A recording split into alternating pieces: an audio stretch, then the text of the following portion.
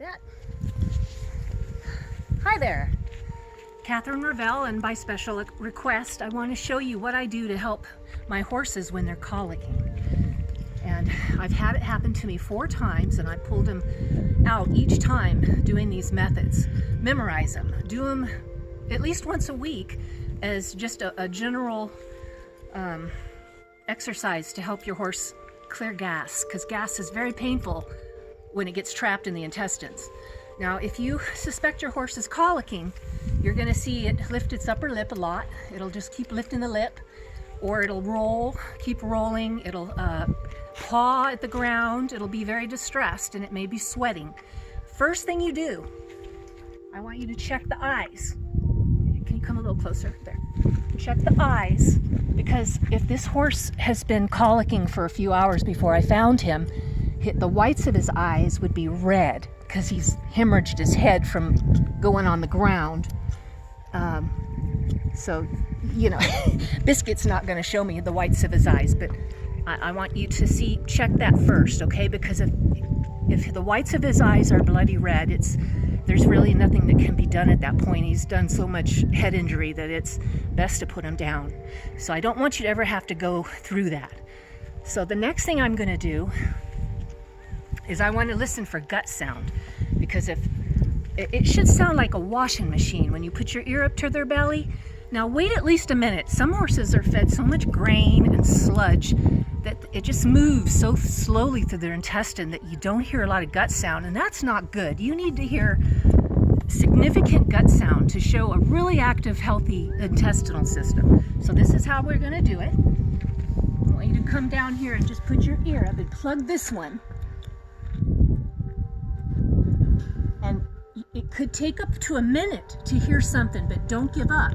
Now, if you don't hear anything on this side, I want you to go to the other side and listen, because the geldings seem to have more sound on one side and the mares have it on the opposite side. But you need to hear some gut sound, and be sure you plug this other ear so you can hear it. That's so critical. If you hear gut sound, you're in good shape, okay? So,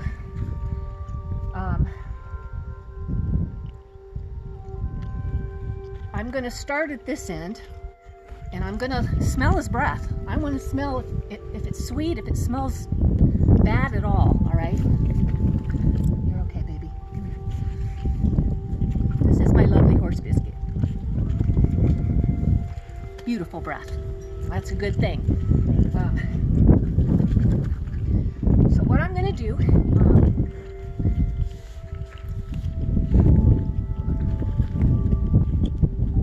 his little treats. Hold on.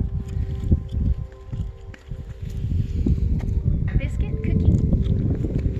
Okay, so the first thing I'm going to do to help him immobilize his gut is I'm going to bring his nose around here. Now, if he's sick, he's not going to want a cookie. But this is opening up that whole side here. You try that, and then you'll feel everything opening up on that side, and I'm going to do it on this side too. Just lure his nose. You want to come down at a bit of an angle. Over here to the hock is where you're going to stretch as far as he can go. That's opening up his gut that way. And now the colic is usually a hindgut problem. It doesn't have the right bacteria and flora. We kill it with GMO beet pulp.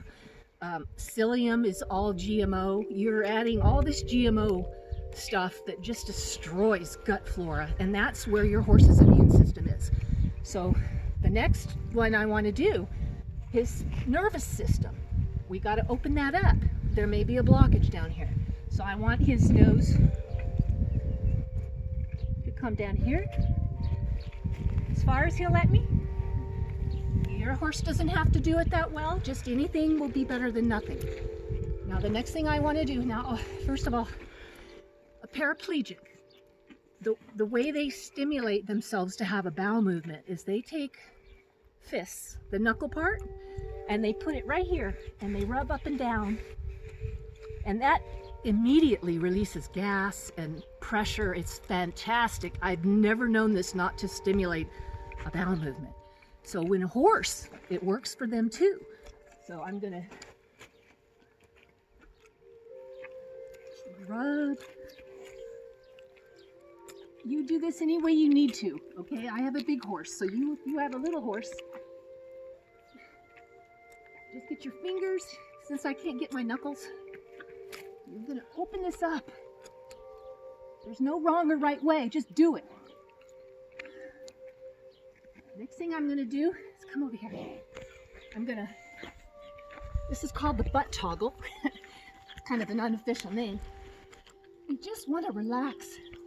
What I'm doing is I'm taking my fingers like this and I'm opening up his pelvic floor, releasing some pressure. So anyway, up here, down here, up here, do it all. Just do it. You've got time. If your horse had no gut sound, you have called the vet and they're going to get you into their schedule, but you may be hours away from that. And these are the things you must do. So after you, this, and then this fleshy area here. Rub, rub, rub. Their intestines hang like a chandelier down from their spinal cord. So they're trapped and you need to shake that stuff out. So, can you lift your foot for me? Thank you, son. He's such a beautiful boy. Okay, now, if your horse wants to lay down, one of the myths is don't let your horse lay down. If your horse can lay down and rest, that's absolutely critical to let them rest. They're in a healing crisis. Let them rest, get their energy. They have a long battle in front of them. So when your horse is laying down, the legs are going away from you, you're behind them. I want you to take your foot all along the spine and you're just going to gently press, pulsate all up and down. Just do it. And you want their belly to start shaking like jello, but do it with rhythm. Do it in a predictable manner that's gentle. You're going to be doing this for maybe an hour in a worst case scenario until the vet gets there. So you just keep doing that.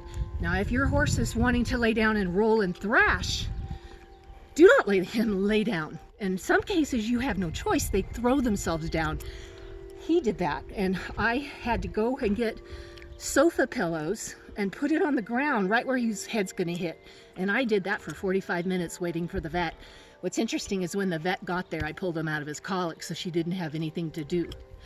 And that's what I really hope and pray will be your case too. I'm not a doctor, and this is not 100%, but it's helped me, and I've helped other horses doing this.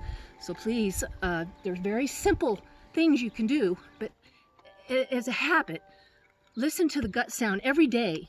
And even better is know how many times your horse poops and mine poop once every hour and a half like clockwork.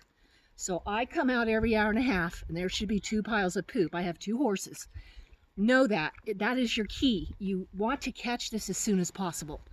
So I hope this helps you and good luck with your horse. And please don't feed them a ton of grain. They're not naturally meant to eat grain. And alfalfa is not grass, it's a legume. They're not meant to eat alfalfa. It's considered a dessert. The roots go so deep into the ground and they get so rich in minerals, those minerals can actually create these endoless stones in their intestines. That's a cause of colic. They get a stone in there that nothing can pass through. So alfalfa is a big component of that, and you need to stick with a nice low sugar grass like Bermuda. And if people tell you it has no protein, that's BS.